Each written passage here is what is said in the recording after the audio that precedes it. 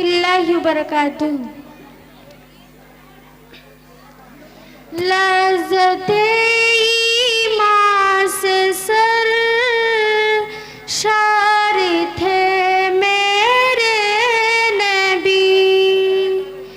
لذت ایمان سے سر شار تھے میرے نبی، اسی لیے شادہ گلو گلزار تھے میرے نبی، اسی لیے شادہ گلو گلزار تھے میرے نبی،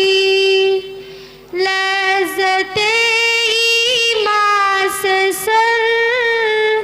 شار تھے میرے نبی،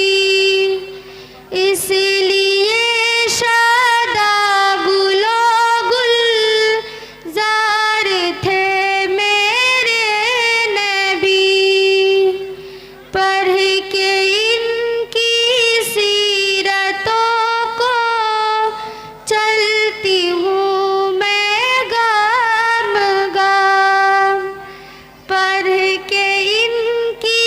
سیرتوں کو چلتی ہوں میں گام گام، اتنے پاکیزہ و باکردار تھے میرے نبی، اتنے پاکیزہ و باکردار تھے میرے نبی، پھول جھرتے تھے لبوں پہ گفتگو کے درمیان، پھول جھرتے تھے لبوں پہ گفتگو کے درمیان، خوش بیاں تھے اور خوش گفتار تھے میرے نبی،